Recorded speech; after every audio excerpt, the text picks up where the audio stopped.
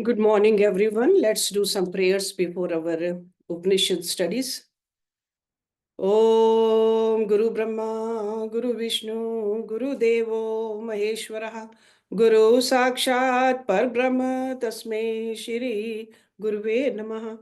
Om Bhur Bhavaswaha Tat Savitra Varenyam Bhargo Devasya Dhimahi Dhiyo Yo Nah Prachodayat Asto Ma Sadgamya Tamso Ma Jyotirgamya Mrityurma Amritam Gamya.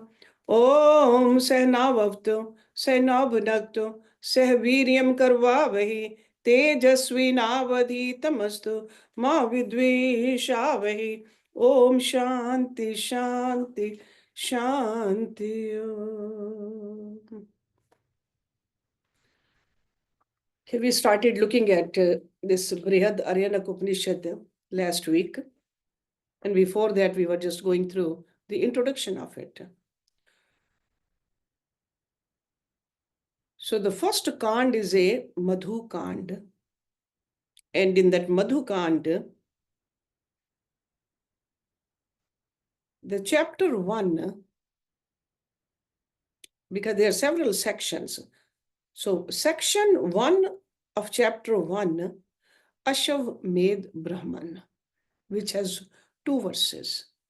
And we looked at first verse. And today let's look at the second verse. Okay, so it's got to be understood, this deep Upanishad, from a philosophical point of view. Not literally, but how do we superimpose these ideas, whether it's on the creation or whether in ourselves also. So this is what this Rishi is trying to tell us. Very deep study. So if we just look at it literally, sometimes we get lost. So let's look at verse number 2. And I'm sure you have the books. If you don't have the books, I'm sure you have that mantra written over there. And I was telling you last time that these mantras of this Upanishad, they are not poetry. Most of them are in prose. That's why they look so long also. Aharvaha ashvam purustan mahima anavjayat tasye purve samudre yoni ratrienam पश्चान महिमा अवजायत तस्या परे समुद्रे योनि एतो व अश्वम महिमा अनावितः संभूवतु हयो भूत्वा देवान वहत्वाजी गंधर्वान अर्वासुरान अश्वो मनुष्यान समुद्र एवास्य बंधु समुद्रो योनि. So most of these terms, if you look at it, if you break them down, they are simple. But there are few of them. One of them is Mahima, because in Hindi, the meaning of Mahima is different. Over here, this Mahima is the cup which is carried almost like a prasad, that kind of a cup. So for the horse sacrifice, there is a cup with some kind of a libation in it. So that is what Mahima is over here. And Yoni means source. And in your books, you do have the meanings. So you can always look at the meanings ahead of time. That way, it will be a little easier for you to understand. Okay, we got to put 100% into this study. So the Mahima, a golden vessel, which is used to hold the libations at the horse sacrifice, in front of the horse is the day. So there are 2 bowls. One is gold, the other one is silver. So he's saying the golden one is the day. The source of it is in the eastern sea. Purve Samudre yoni. Yoni means source over here. The Mahima, a silver vessel, which is also used to hold the libations, behind it is the night. So creation has day and night. Its source is in the western sea. We know that sun rises from the east and sets in the west. Verily, these two glories appeared on either side of the horse as the two sacrificial vessels. He, after having become a higher, carried the gods, as a Vaji carried the celestial minstrels, as an Arva carried the demons, as a horse carried the man. The sea is its companion, indeed the sea is its source. So first of all, in this mantra, the term Mahima for the two vessels made of gold and silver. And in the Ashwamedh Yajna, that was the most essential thing. They always carried those two to hold the libations. So on the either side of the horse. So these vessels symbolize the day and the night, because we are talking about the creation. And in our world, we see the day and the night one after the other. So the golden vessel stands for the day, because gold is bright, day is bright, and the silver vessels stand for the night, most probably to symbolize the starry nights. Or it may be because Ra is common in Rajataha. Rajata means silver. And Ratri, that's also Ra, night. Or perhaps due to the reason that both silver and night are considered inferior to gold and the day, respectively. It is clear that two vessels are symbolic. Just remember that. It's a symbolism over here. So bright day and starry night. And it is our everyday experience that the day dawns from the eastern sea, where the sun rises, and the night falls when the sun sets in the western sea. So the source of the first Mahima is in the eastern sea, and that of the second Mahima is in the western sea. So the vessels.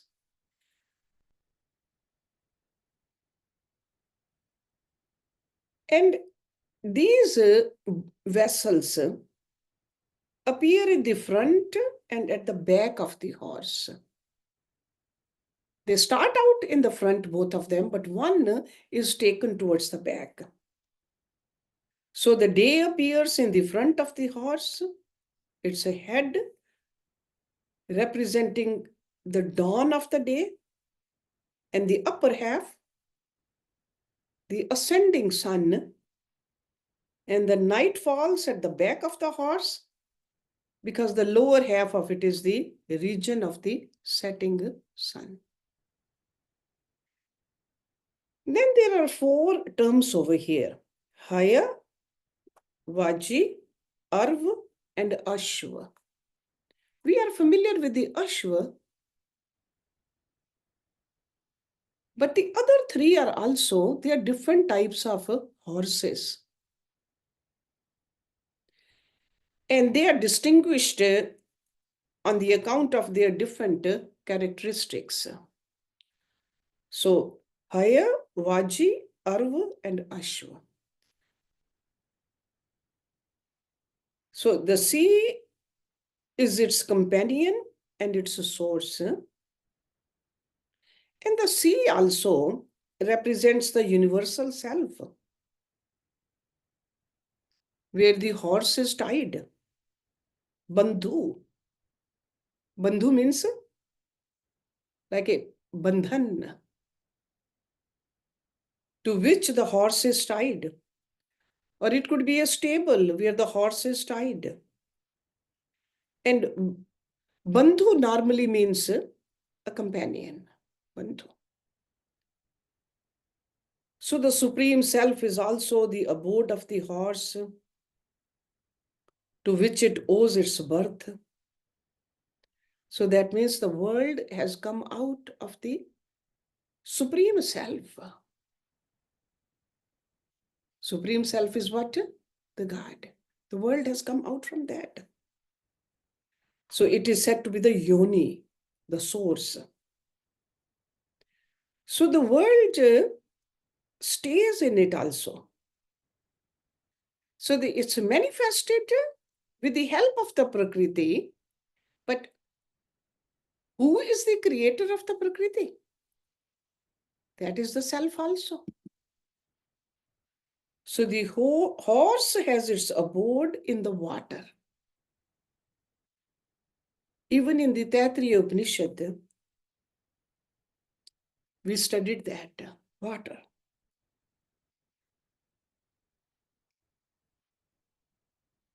As in the previous mantra, the sacrificial horse has been graphically symbolized as the world or creation in a wider sense.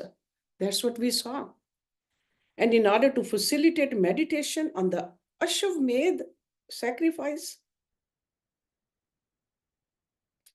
he's trying to divert the external actions of human beings towards the inner meditations. So externally, sure, there's a creation, but we are supposed to become more internalized.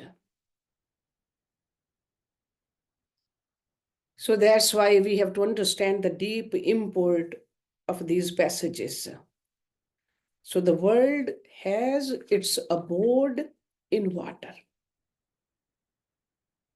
And water conveys the idea of all the subtle elements. It's not just the water, which drinking water we are used to. Water stands for all the elements because it's really a combination of water, fire, earth. For the creation, we need all of that, all the gross elements. So in Taittiriya Upanishad, it was mentioned. In Chandogya Upanishad, we'll see water is all pervading. Okay, so when they say water, that's the source of creation. So in this first section, we see that he is comparing this world to this sacrificial horse. He is describing this world and preparing us, the students, for deeper meditations. Even though some of this language we are used to, some we are not. But we got to just understand that this whole cosmos is one. It's created by that creator. Whether we look at the stars at night or whether we look at the sun during the daytime, we are supposed to look at the creator in that. Because we get thrown off with the objects, with the forms, with the language. So these rishis, they are trying to take our mind towards that ultimate creator. Okay, so next section is called Agni Brahman.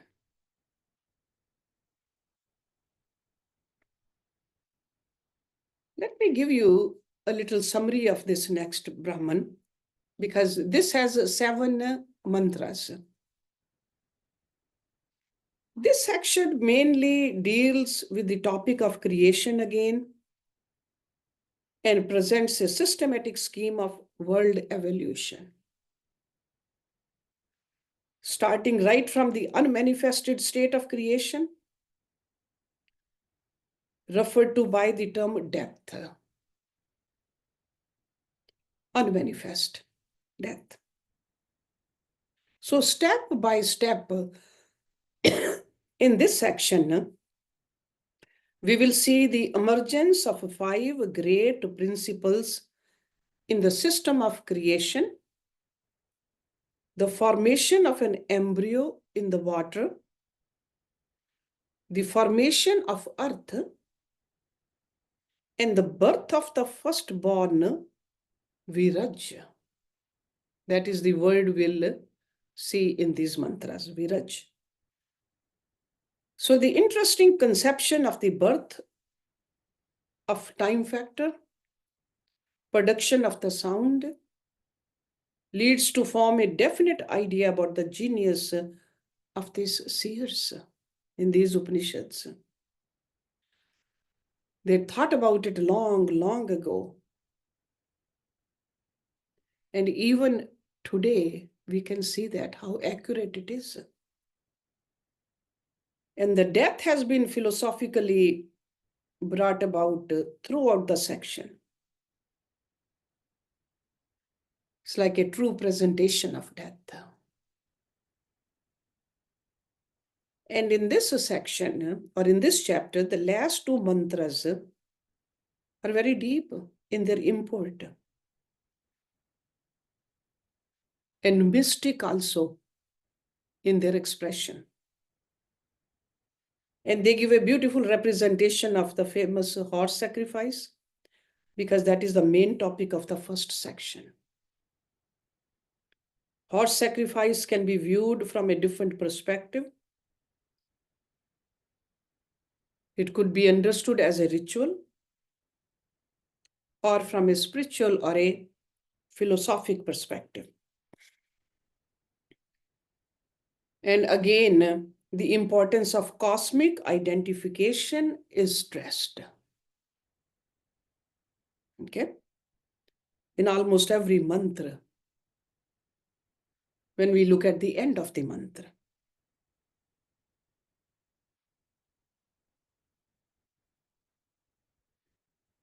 So that's why we got to penetrate into these mantras little deeply, so that we can grasp the real import of these mantras. So let's look at mantra number 1 of this section number 2, which is called Agni Brahman. Na ev hi kinchan agra asit mrityu na ved vedam avritam asit ashnayaha ashnayaha hi mrityu tan mano akurut atmanavi syamiti. So archan charat tasya archat apoho ajayantaha archate ve me kam bhuditi tadev ark kartvam kam hava asmai bhavati ya evam etat tasya kartvam ved. So before creation, nothing was in existence. So nothing was in existence means there's no manifestation. So before creation, na eva hi kinchna agra asit. Before creation, nothing was in existence. This world was enveloped by death in the form of hunger. For hunger is death. He thought, this he means Brahma or God. May I have mind? Then he created the mind. He, worshipping himself, moved about. During his worship, water was produced. Then he thus thought, water was produced while I was worshipping. Therefore, this is the fire, so called, because it has the nature of brightness and pleasure. One who knows the origin of fire, for him verily happiness comes.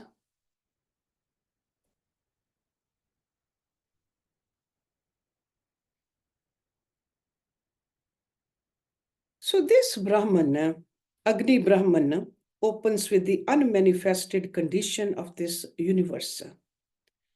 Because the creation of the mind and the rest, everything was devoid of name and form. That's why he's saying there was nothing. Nothing existed. No name, no form. So, or you can say the creation was in a dormant state. So all the great elements, these 5 elements which we are familiar with, they were in their unmanifested state. Avyakta, unmanifested. There was neither the cause nor effect preceding the manifestation of the universe. See, right now we are living in this creation. There's a cause and effect. But at that time, there was neither a cause nor effect. It was complete stillness.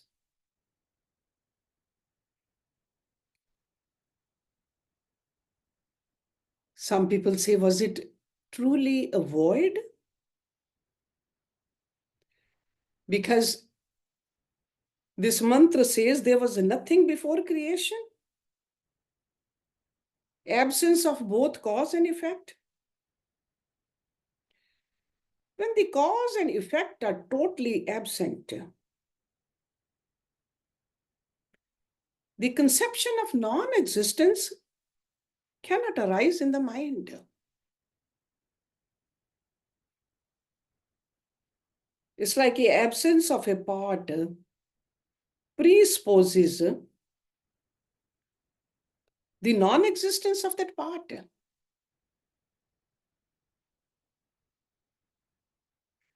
So the non-existence of the effect is to mean, for some people they say it's a total non-existence. But if it's a total non-existence, there will arise a greater danger of disharmony in the Shruti texts themselves.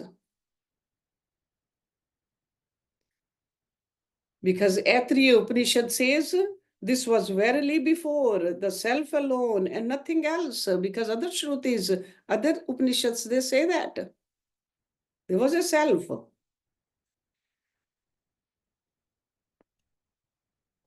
Or it's also said that before it was the Atma alone. Though there was neither day or night, neither being nor non-being before the emergence of the universe. So this is what we have to meditate upon. If there's no cause and effect, is it a total void? Can existence come from total void?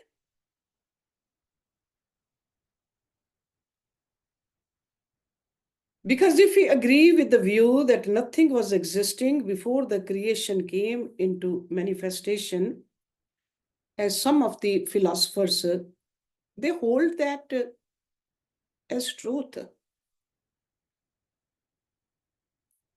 Then there's the inconsistency in the subject matter in the Upanishads. So it is not correct to say that this existence presupposed a universe which was void, a total absence of the primary cause.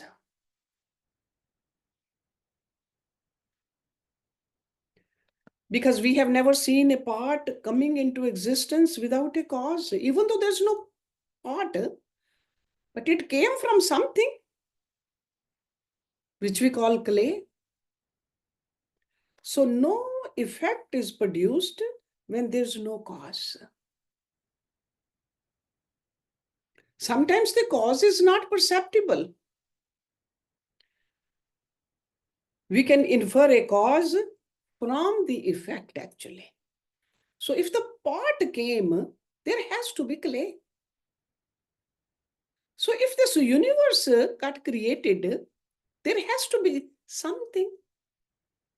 It is not total void.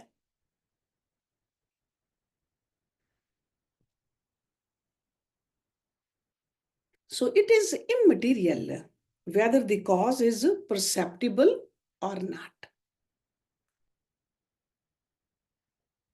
What is significant is the production of the effect. So from this, we can rightly infer that before creation, the universe also must have existed in its existent cause, as part in its cause. Okay, so even though it says, but philosophically, we got to go deeper into it. We got to see that it is not a total void. Then it says that the world was covered by death.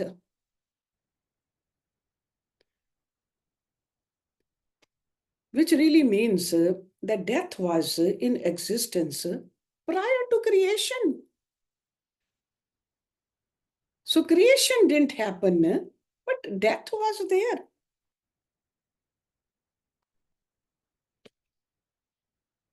So this creation was before it could be distinguished by name or shape, before its manifestations, which got enveloped by all enveloping death. And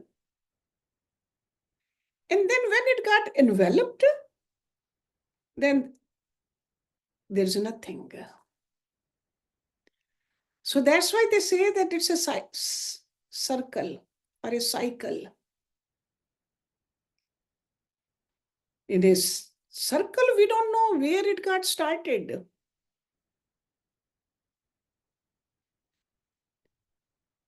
So death here symbolizes the state of Adi Pralya, the first state of cosmic deluge. Pralya is a deluge. So before life manifested in creation, there was total negation of it, which is characterized by the state of death. We all know that death is opposite of life. And death is also known by the name of hunger. So hunger is an epithet of death. Hunger is the desire to eat. It is the tendency to the death of that which is eaten.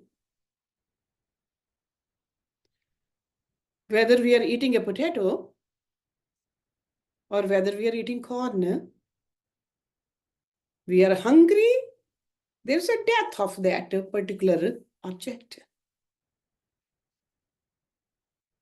So it is the tendency to the death of that which is eaten. I mean, from our own experience, we know that in course of time, for on account of hunger, one eats the other. When lion is hungry in the jungle, we'll find some smaller animal to eat because of hunger. So hunger refers to death. Just as when we say there was no part, we refer to the absence of the part. The same way death refers to the absence of life. So that is the first characteristic of creation.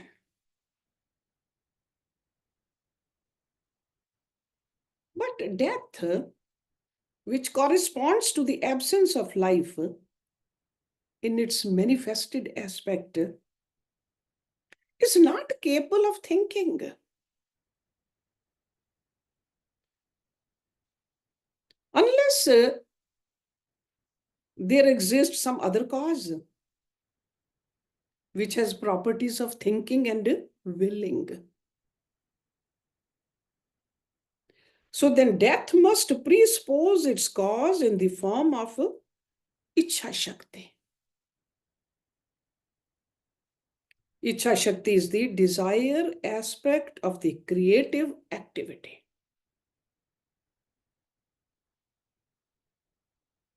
So it is this Ichha Shakti which really impels death to think. That's why it said, let me have a mind. Because thinking happens with the mind.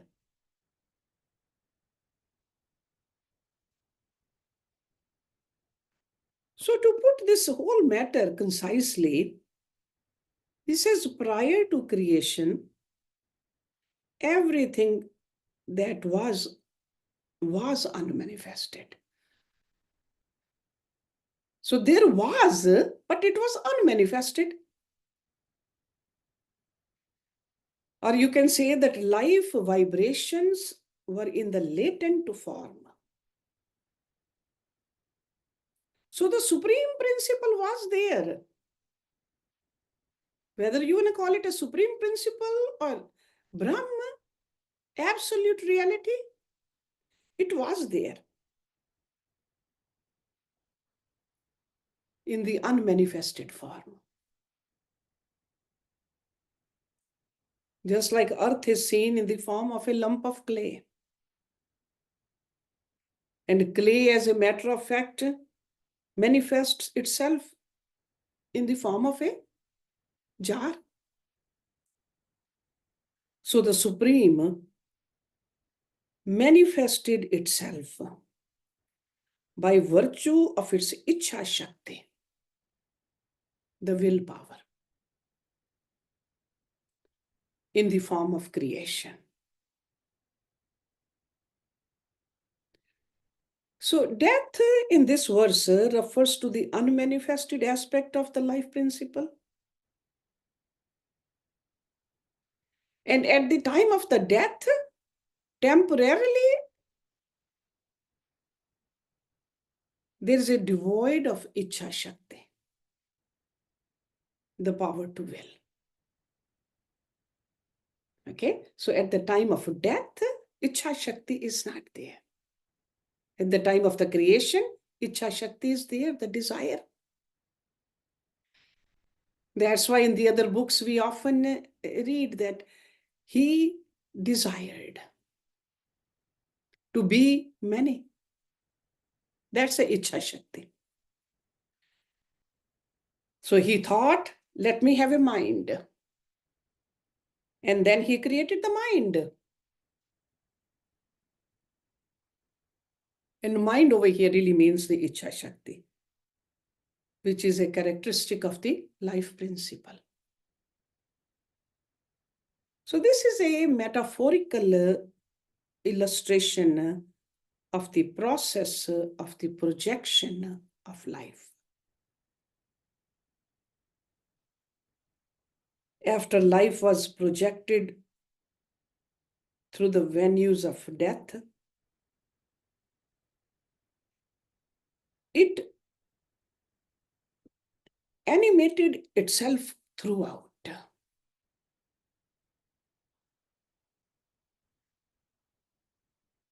And a consequence of this animation caused by the life principle, then death disappeared.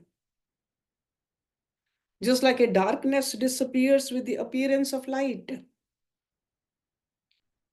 or the lump of clay disappears when the form of the pot animates the whole being of the clay. So in that sense, this Rishi says, he created the mind. The mind got created. Then what happened? Life appeared, became manifest in the form of willing.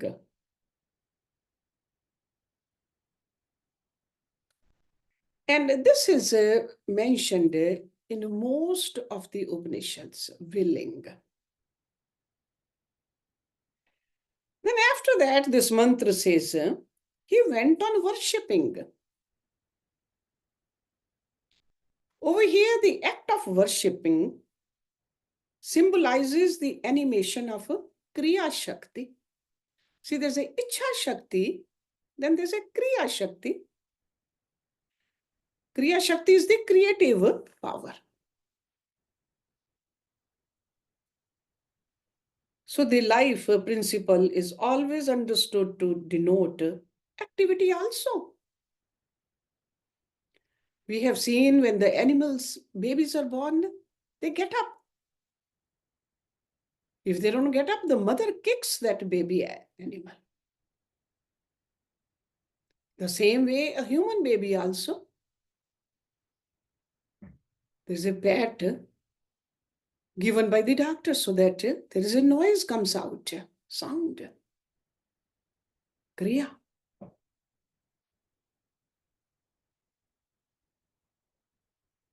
So the life principle is always understood to denote activity, because sole cause of willing is to act. There has to be a dynamism in the personality. So from this kind of activity, there's a twofold result follows. First, there is an awareness of the activity of the mind, which is described here as fire.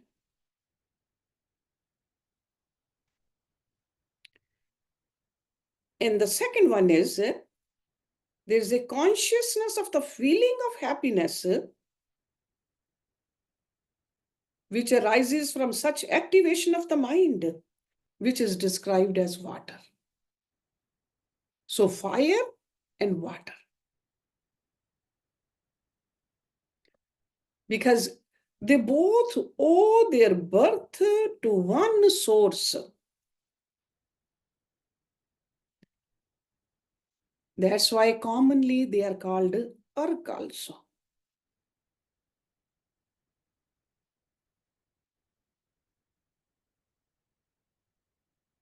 Ark means worship.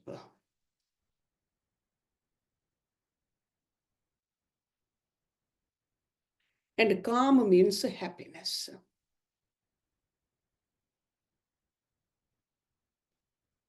We often say that give the ark to the sun or the moon. That means worship.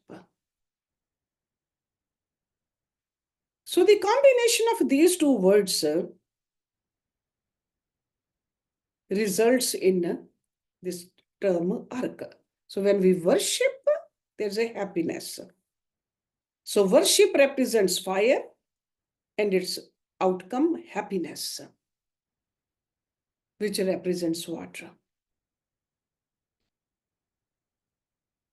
So these are also the principles in the order of creation. So when the process of creation was going on, so water was produced as an effect of worship. The animation of Kriya Shakti, and no sooner did he see the water He means the creator. The life principle then was he immensely delighted. There was a happiness. Because creation got taken place. Because this was the desire, this was the Ichha Shakti. And he meditated on the origin of this water. Like, where did it come from? And how? And he discovered that while worshipping or setting his Kriya Shakti, the power of dynamism in motion had sprung up. So he discovered, or he got aware of that Kriya Shakti, which was animating all. And it gave him delight.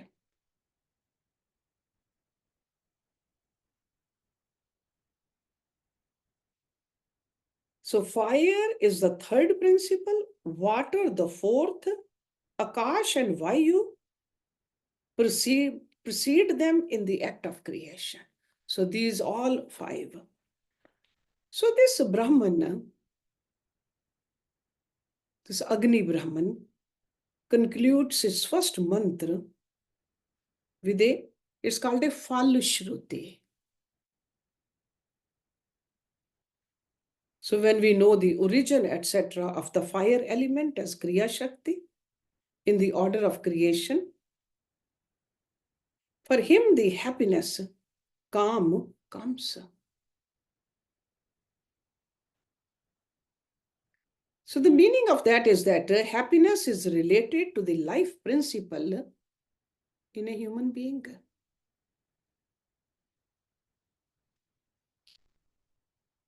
And next week we'll see the mantra number 2. Again, the ark word will come. Apaha word he is using. Apa is also water. So creation of the grossest and the last of the principles, earth also. Because 5 basic elements we are familiar with. So slowly he's just putting all these elements in there. But so far we did not see the earth element. But the next mantra, there is a Prithvi word. Prithvi is the grossest of the elements. So let's stop it here and we can have some discussion. Om Purnamada Purnamidam Purnat Purnamudachyate Purnasya Purnamadaye Purnameva Vishishyate Om Shanti Shanti Shanti Om. Thank you very much.